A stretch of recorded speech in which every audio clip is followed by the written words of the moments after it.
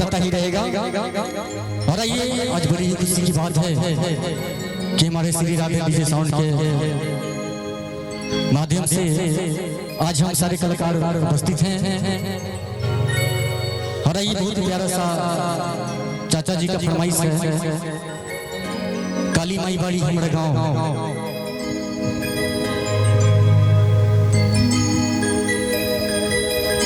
काका हो हमरा की रहिया बताईदा,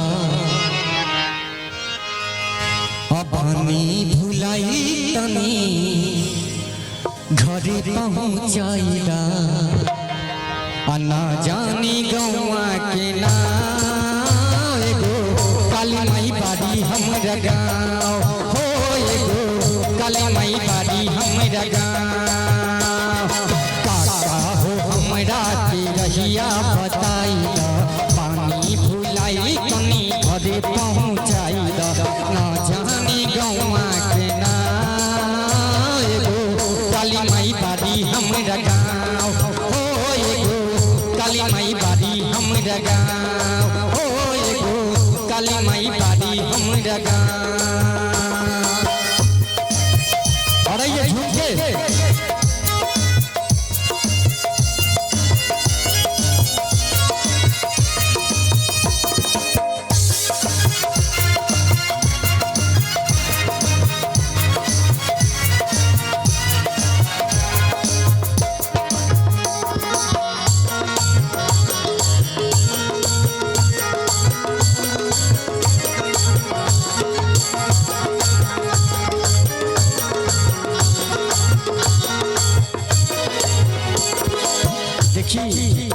लड़का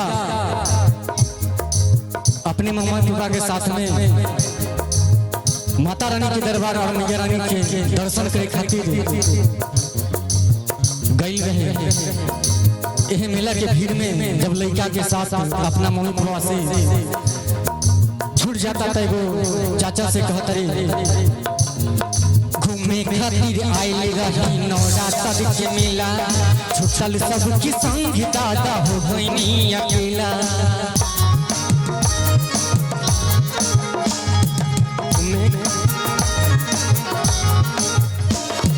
घूमे खातिर आइले रही नवरात्र के मेला, छुटल सबकी संग दादा हो गईनी अकेला।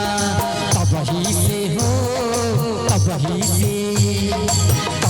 से घूमाता मिले आस से, पानी भुखाई हम तब भुखिया प्यास से।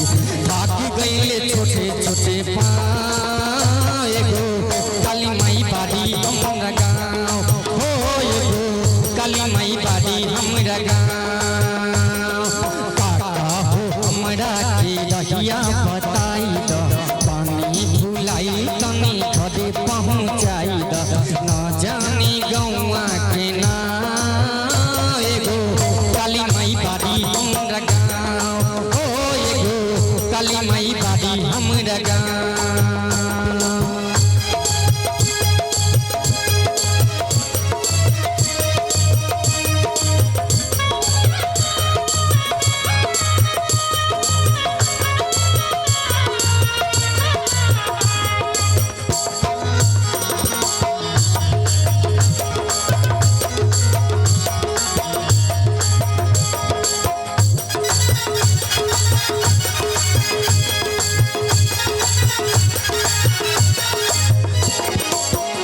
देखी लड़का अपना गांव के बारे में सारा विस्तार रूप से वो चाचा से बतावता रही। कहता कैसे कहता आई गाना के माध्यम से सुनी।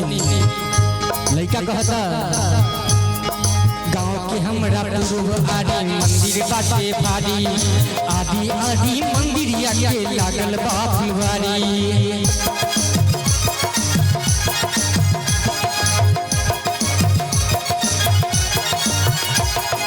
गांव के हमरा पूर्व आदि मंदिर बाटे भारी, आदि आदि मंदिरिया के लागल बा फुलवारी। भोरे भोरे हो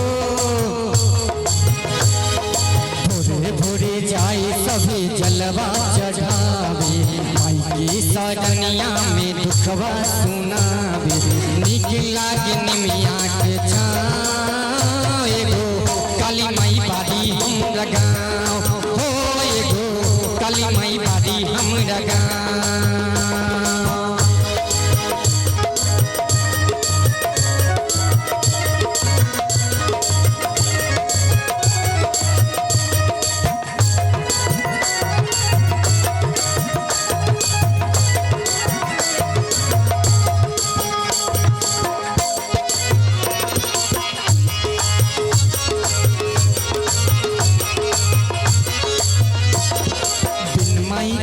पातन के हु पूछे बिन माई के आंचल से लोर न के हु पूछे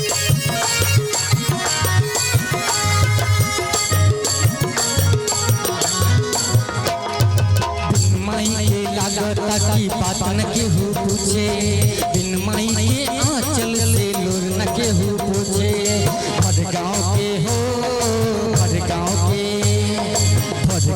के लइकन के तू हमरा के दाना पहुँचाई निक लागे निमिया के छाँव एगो काली माई बाड़ी हमरा गाँव हो एगो काली माई बाड़ी हमरा गाँव हो एगो काली माई बाड़ी हमरा गाँव हो एगो काली माई बाड़ी हमरा गाँव हो एगो काली माई बाड़ी हमरा गाँव हो एगो काली माई बाड़ी हमरा गाँव हो एगो काली माई बाड़ी हमरा गाँव।